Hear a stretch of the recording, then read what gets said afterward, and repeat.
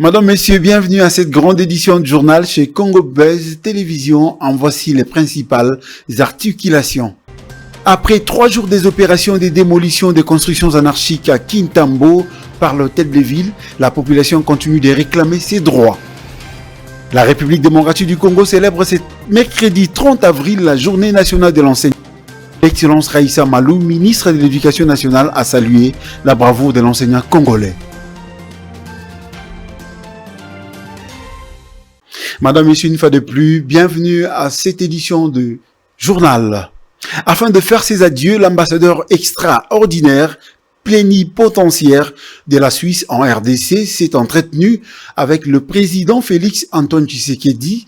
Au cours de cet entretien, ils ont passé en revue les relations diplomatiques qu'entretiennent les deux pays et son bilan durant son mandat en RDC. Suivez. Faire ses adieux comme l'exige la culture diplomatique, mais aussi faire le bilan de ces 3 années passées en poste en République démocratique du Congo en tant qu'ambassadeur extraordinaire et plénipotentiaire de la Suisse à Kinshasa.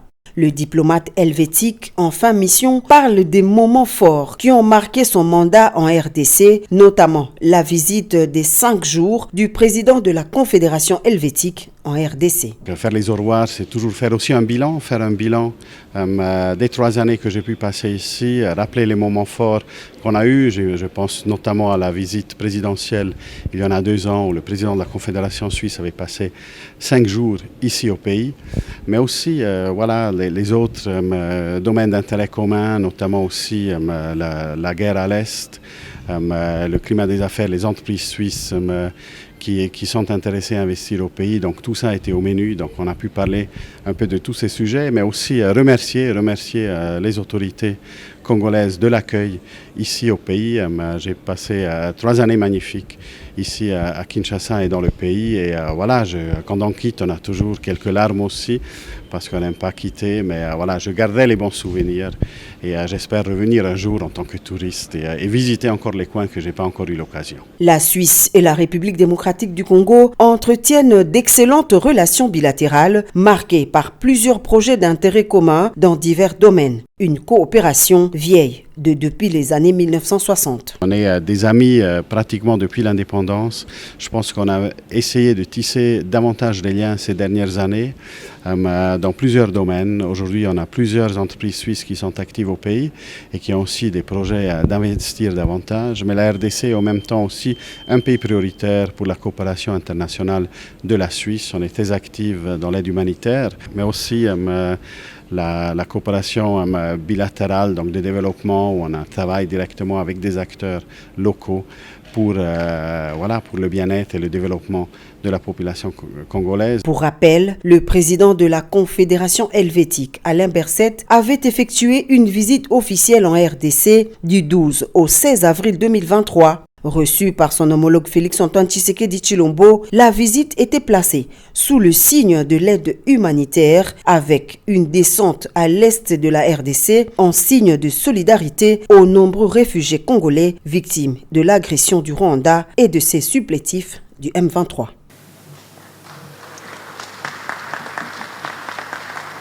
Restons toujours à la présidence. Au cours d'un point de presse qu'a tenu le président Félix Tshisekedi, conjoint avec son homologue de la Guinée-Bissau, Umaro Sissoko, en visite de travail depuis le mardi 29 avril à Kinshasa, les 2 présidents se sont engagés à mettre en place des représentations diplomatiques dans leurs pays respectifs. Images et commentaires. D'entrée de jeu, le président guinéen est revenu sur l'objectif de sa visite de travail en République démocratique du Congo qu'il qualifie de pays ami. Le général Umbalo revient sur les sujets évoqués lors de huis clos avec son homologue Félix Antoine Tshisekedi Tshilombo. Des sujets qui tournent autour d'une coopération dans plusieurs domaines d'intérêt commun. Le président de la République de Guinée-Bissau n'a pas manqué des mots pour remercier son homologue congolais après son admission à l'ordre national Héros nationaux Kabila Lumumba. Chaque fois qu'un frère reconnaît les valeurs de l'autre, et puis ça je porte une haute distinction de la République sœur du Congo, et ça je vais le partager avec le peuple bissau-guinéen. Une fois qu'un chef d'État est décoré, ce n'est pas lui en personne. Lui, il a décoré le président de la République de Guinée-Bissau. Donc, c'est le peuple bissau-guinéen qui est content et pour qu'il sache que la Guinée-Bissau sera reconnaissant envers cette décoration. Un honneur pour le président Félix Antoine Tshisekedi Tshilombo qui évoque le parcours similaire et un idéal commun qui caractérise les deux pays. La visite de son homologue est un souhait qui se réalise au bénéfice du rapprochement des deux peuples autour d'un idéal commun, la paix en faveur du continent africain. Je suis panafricaniste dans l'âme et donc moi quand deux nations africaines se rapprochent, c'est pour moi toujours du pain béni. Je suis un fervent activiste de la cause de la zone de libre-échange continentale et je suis convaincu que le jour où l'Afrique deviendra vraiment cette zone de libre-échange, on parlera de nous autrement. Évidemment, il faut qu'on se débarrasse de certaines tares comme celles que nous connaissons, avec des pays qui se comportent encore comme dans les années 60, lors de nos indépendances, où on voyait les choses qu'en termes de guerre, en termes d'invasion, de déstabilisation des pays voisins et autres. C'est des choses que nous devons bannir en Afrique. Les deux chefs d'État s'engagent en faveur de l'ouverture dans les prochains jours des représentations diplomatiques dans leurs pays respectifs. Une commission mixte composée des délégués de deux pays sera mise en place pour y travailler au plus vite. À marge du document conjoint sur la décision d'une trêve devant conduire un cessez-le-feu effectif, un engagement pris à Doha au Qatar entre gouvernement et M23. Les représentants du Togo, des États-Unis d'Amérique, de la France, de l'RDC et du Rwanda se sont rencontrés ce mercredi 30 avril à Doha pour réfléchir sur la sortie des crises dans la partie est congolaise. Aimé Boukanda Mboussa, notable des Rutshuru et défenseur sans frontières, demande au gouvernement de venir en aide aux déplacés et plusieurs activistes et journalistes qui avaient pris refuge dans l'enceinte de la MONUSCO. Il lance un cri d'alarme au gouvernement et à la communauté internationale de procéder au mécanisme de leur évacuation vers les zones sécurisées. On l'écoute. Après la chute de Goma entre les mains des rebelles terroristes rwandais du M23, plusieurs personnes ont quitté Goma et se sont déplacées vers le grand nord de la province du Nord Kivu, précisément dans les villes de Butembo et Beni. Et parmi ces déplacés, il y a même des chefs coutumiers, il y a des fonctionnaires de l'État, il y a plusieurs catégories de personnes qui vivent dans des familles d'accueil, dans de mauvaises conditions. Pour dire, depuis leur arrivée, aucun enregistrement n'a été fait au compte du gouvernement ou des organisations non gouvernementales.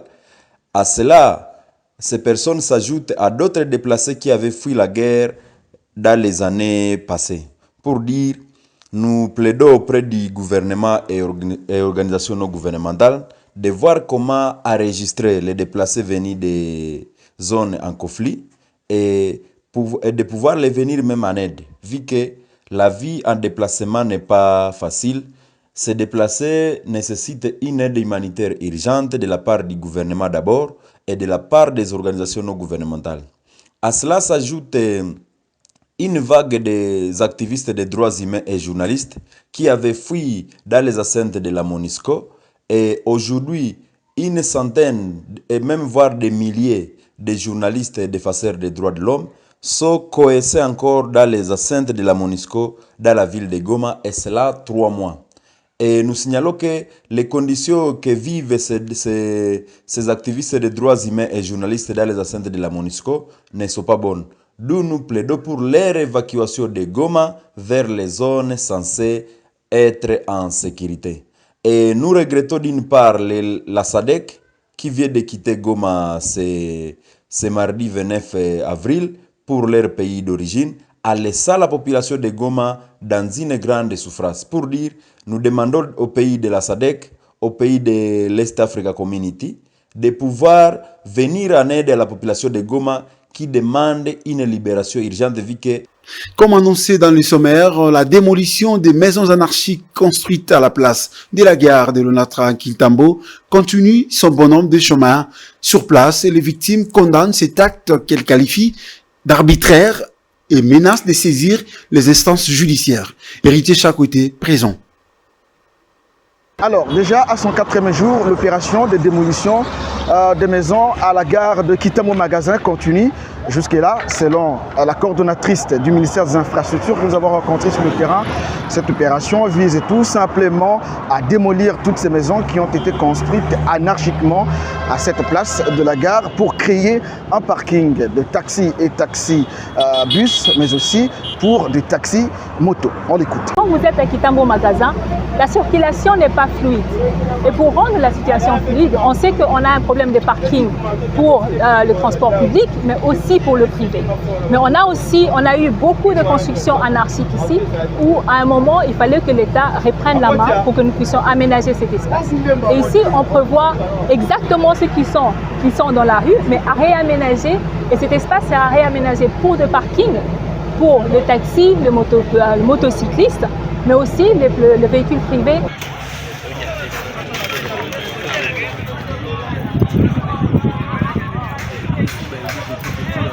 Plusieurs maisons résidentielles et même commerciales ont été complètement réduites en cendres. Et vous allez voir, certaines victimes ne décolèrent pas. Elles comptent saisir la justice congolaise et pour des raisons, elles ont acheté toutes ces parcelles en toute légalité.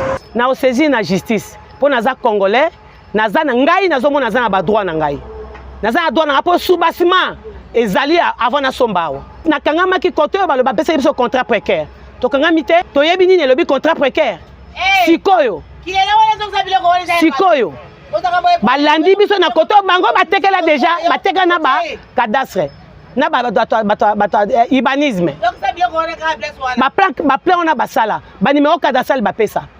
Sikoyo. Héritier Chako, Kinshasa pour Congo Buzz Télévision. Aucun système éducatif n'est meilleur que son éducateur. Innover est une nécessité. Les outils numériques doivent revenir sur les alliés pour rendre l'éducation plus accessible, plus interactive et plus résiliente. C'est les mots de son Excellence Raïssa Malou, ministre de l'Éducation nationale dans son message officiel à l'occasion de la Journée nationale de l'enseignant. Suivez l'intégralité de ces messages. Mesdames et messieurs, chers parents, chers enseignants, chers élèves, chers partenaires de l'éducation. Aujourd'hui, 30 avril 2025, nous célébrons la Journée nationale de l'enseignement sous le thème « Éduquer pour transformer, former pour bâtir ». À travers ce thème, nous réaffirmons une vérité simple mais fondamentale. L'éducation est le premier chantier de toute transformation durable. Former, c'est bâtir des hommes et des femmes capables de façonner leur avenir et de construire la nation. À cette occasion, je rends un hommage appuyé à toutes celles et ceux qui chaque jour, avec patience et abnégation, transmettent nos savoirs et valeurs dans nos écoles. Nos enseignants, nos chefs d'établissement, nos inspecteurs, nos cadres administratifs portent l'espérance de la République. Grâce à eux, et malgré les défis, notre école avance. Grâce à eux, l'idéal d'une éducation publique gratuite, inclusive et de qualité devient peu à peu une réalité. Ces dernières années, ensemble, nous avons semé les graines de la transformation. Nous avons élargi l'accès à l'éducation grâce à la politique de gratuité chère au président de la République, chef de l'État. Nous avons bâti en construisant plus de 400 nouvelles écoles et en lançant dès cette année la réalisation de 3000 salles de classe supplémentaires. Nous avons amélioré la qualité en renforçant la formation continue des enseignants, en réformant nos examens nationaux et en intégrant progressivement le numérique dans l'apprentissage. Et nous avons ravivé la citoyenneté en inscrivant dans le cœur de nos écoles le serment de citoyen et en réinstaurant la levée du drapeau et l'hymne national. Chaque salle de classe réhabilitée, chaque enseignant formé, chaque élève encouragé est une pierre de plus à l'édifice d'un Congo fort et uni. Mais bâtir exige persévérance et lucidité. Les défis restent nombreux. Transformer l'école ne signifie pas seulement ajouter des murs et un toit. Cela exige de créer des espaces d'apprentissage où chaque enfant, fille ou garçon, en milieu urbain comme en zone rurale, peut déployer son potentiel. Former impose de valoriser encore davantage nos enseignants, car aucun système éducatif n'est meilleur que ses éducateurs. Innover est une nécessité. Les outils numériques doivent devenir des alliés pour rendre l'éducation plus accessible, plus interactive et plus résiliente. Inclure est notre devoir. Nous devons tendre la main aux plus vulnérables, enfants déplacés, enfants en situation de handicap, filles exposées aux violences basées sur le genre. Plus profondément encore, l'école doit redevenir le berceau de notre résilience collective. Là où l'éducation s'épanouit, la citoyenneté grandit. Là où l'on forme des esprits libres et solidaires, les sociétés résistent mieux aux crises, aux violences et aux divisions. Éduquer pour transformer, c'est construire une société capable de se relever après les épreuves. Former pour bâtir, c'est forger des citoyens responsables, unis par des valeurs communes, prêts à porter la destinée de la nation. Chers collègues, chers élèves, chers partenaires, l'éducation est une œuvre nationale, un combat quotidien et une promesse collective. C'est ensemble que nous réussirons. Je vous invite, chacune et chacun, à renouveler aujourd'hui votre engagement. Enseignants, soyez les bâtisseurs patients de l'avenir. Parents, soyez les premiers alliés de l'école. Élèves, soyez les artisans de votre propre destin. Permettez-moi de clore en rappelant cette pensée du philosophe congolais Valentin Yves Mudimbe qui vient de nous quitter. Ce n'est pas le savoir seul qui transforme, c'est le courage d'en faire un chemin. Agissons donc aujourd'hui et chaque jour pour bâtir ensemble un Congo où chaque enfant formé dans nos écoles sera demain l'architecte d'une société plus juste, plus forte et plus solidaire. Nous sommes l'éducation nationale. Nous préparons l'avenir de nos enfants. Nous construisons la nation. Je vous remercie. La réaction du président burundais Evariste Ndayishimiye aux efforts diplomatiques du Qatar et des USA pour la RDC vers une pérennisation de la transition sans élection au Mali, ainsi que la mort de 600 soldats nord-coréens aux côtés de la Russie pendant la guerre en Ukraine. Voilà les 3 sujets sélectionnés pour la page internationale de ce mercredi 30 avril. C'est un condensé d'Andy Ngolo. Dans un entretien exclusif avec nos confrères de France 24, le président du Burundi, Evariste Ndayishimiye, salue les efforts diplomatiques du Qatar et des États-Unis pour mettre fin à la guerre en RD Congo. Il exprime toutefois ses inquiétudes face à une possible attaque rwandaise contre son pays et déclare ne plus faire confiance à son homologue rwandais Paul Kagame. Evariste Ndayishimiye confirme par ailleurs le maintien de ses troupes sur le sol congolais. Une concertation au Mali propose de nommer les chefs de la junte président pour 5 ans. À l'issue d'une concertation nationale de 2 jours à Bamako, boycottée par la plupart des formations politiques du Mali, il a été proposé de nommer le chef de la junte au pouvoir, Assimi Goïta, président de la République, pour un mandat de 5 ans à partir de 2025, renouvelable selon un document publié par la primature. Soulignons que la concertation devait servir à la mise en œuvre des recommandations politiques des assises nationales organisées fin 2022 pour construire une solution des crises. Enfin, près de 600 soldats nord-coréens ont été tués en combattant aux côtés des forces russes dans leur guerre contre l'Ukraine, a affirmé mercredi 30 avril un député sud-coréen spécialiste du renseignement. La Corée du Nord a soutenu la reprise des Kursk par la Russie en déployant 18 000 soldats en 2 phases. Depuis le mois de mars, date de la reprise d'effectifs des Kursk, le nombre d'affrontements a diminué selon ces députés. Selon ce même député, la possibilité d'une 3e phase ne peut pas être totalement exclue, même si Pyongyang n'a pas, pour le moment, donné aucun signe laissant présager l'envoi des nouvelles troupes en Russie. C'est par ici que nous bouclons complètement cette grande édition du journal. Merci à l'équipe qui nous a soutenus pour la réussite de ce journal. Au revoir. Que Dieu vous bénisse.